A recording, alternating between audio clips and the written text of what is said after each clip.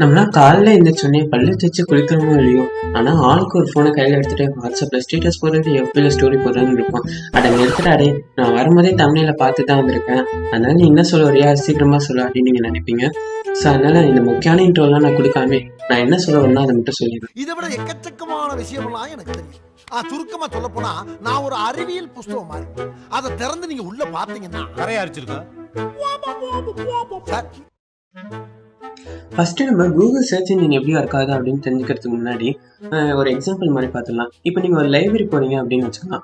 லைப்ரரியில் லட்சக்கணக்கான புக்ஸ் வந்து அடுக்கி வச்சிருப்பாங்க. ஆனால் உங்களுக்கு தேவைப்படுறது வந்து ஒரே ஒரு புக்கு தான். இப்போ உதாரணத்துக்கு உங்களுக்கு தேவைப்படுற புக்கு வந்து எம்எஸ் டோனி பற்றின ஒரு பயோகிராஃபி புக்கு அப்படின்னு வச்சுக்கலாம்.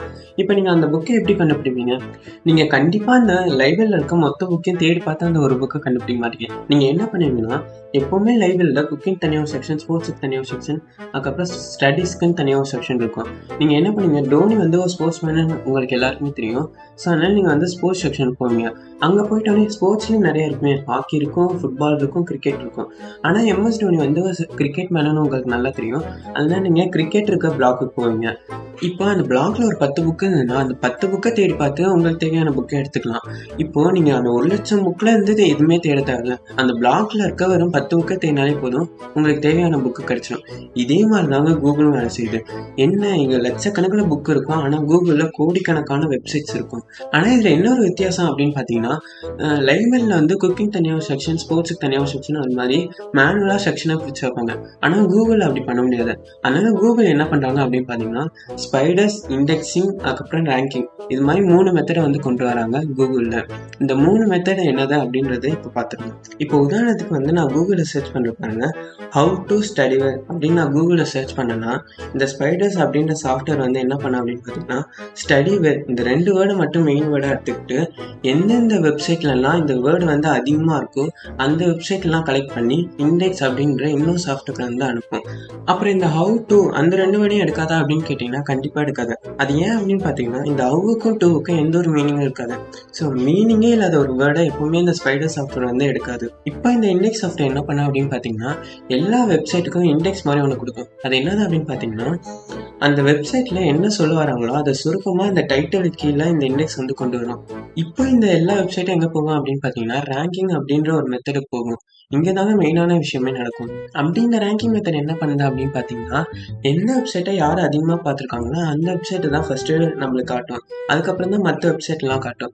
அது எப்படின்னு பார்த்தீங்கன்னா, இப்போ நீங்கள் யூடியூப்ல சாம்சங் எம் லெவல் ரிவ்யூ அப்படின்னு போட்டு பார்த்தீங்கன்னா, எந்த வீடியோவை யார் அதிகமாக பார்த்துருக்காங்களோ அந்த வீடியோ தான் நம்மளுக்கு ஃபஸ்ட்டு காமிக்கும்.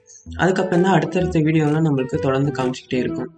ஸோ அப்படின்னா 0 வியூஸும் 0 சப்ஸ்கிரைபரும் வச்சுருக்கேன். என் சேனல்லாம் எங்கே இருக்குன்னு பார்த்துக்கோங்க. ஸோ ப்ளீஸ் நீங்கள் ஒருத்தர் இந்த வீடியோவை பார்த்தீங்கன்னா தயவு செஞ்சு லைக்கும் சப்ஸ்கிரைப் மட்டும் பண்ணிடுங்க. அப்போ தான் என் சேனல் கொஞ்சமாச்சும் growth ஆகும். ப்ளீஸ் சப்ஸ்கிரைப் மட்டும் பண்ணிடுங்க. வாய்ப்பில்லை ராஜா, வாய்ப்பு கிடையாது. சரி, அது விடுங்க, என் கதை என்னோட போட்டோம்.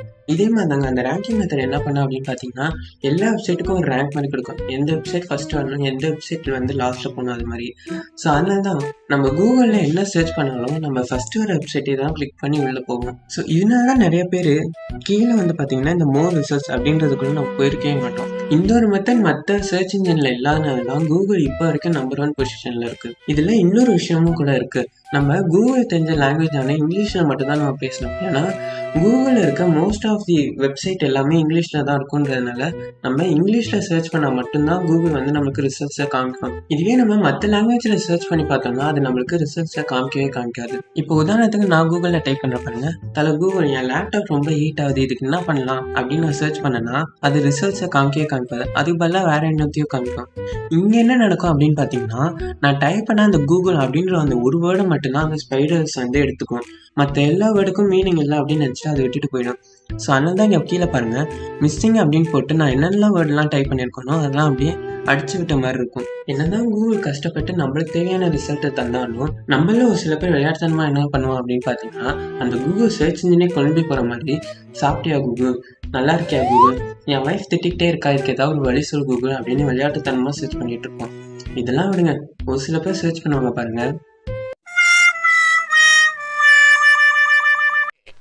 அட பாவி, தெரியாதனமா நான் உன்னைய கண்டுபிடிச்சே பாரு, என் புத்திய செருப்பாலே அடி. இந்த வீடியோ உங்களுக்கு பிடிச்சிருந்ததுன்னா லைக் பண்ணுங்கள், ஷேர் பண்ணுங்கள், மறக்காமல் சப்ஸ்கிரைப் பண்ணிடுங்க. நீங்கள் எதுனா பண்ணனா கூட பரவாயில்ல. நான் போடுற இந்த வீடியோ உங்களுக்கு பிடிக்கல, இல்லைன்னா என் வாய்ஸ் வந்து கேவலமாக இருக்குது அதெல்லாம் உங்களுக்கு தெரிஞ்சதுன்னா அதை மறக்காமல் தயவு செஞ்சு கமெண்ட் மட்டும் பண்ணிடுங்க.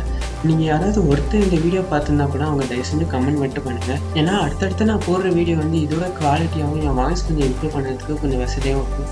ஸோ ப்ளீஸ் தயவு செஞ்சு கமெண்ட் மட்டும் பண்ணுங்கள். தேங்க்யூ.